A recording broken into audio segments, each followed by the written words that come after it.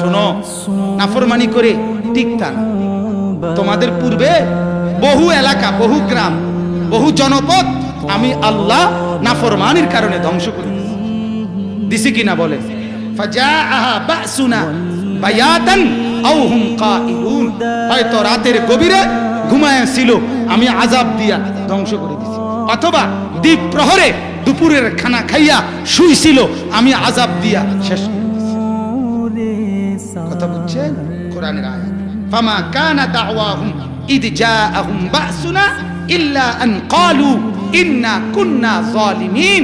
আল্লাহ বলেন, যখনই আমার কোন আযাব আসছে, চূড়ান্ত আযাবে যখন ডুবে যাচ্ছে, ধ্বংস হয়ে যাচ্ছে প্রত্যেকটা পাপী, তখন চিৎকার করে বলছে, আয় আমি জুলুম করছি, আমি অন্যায় করছি, আল্লাহ মাফ করে দেন। আল্লাহ বলে, আযাব আইসা গেলে আর মাফ হয় না।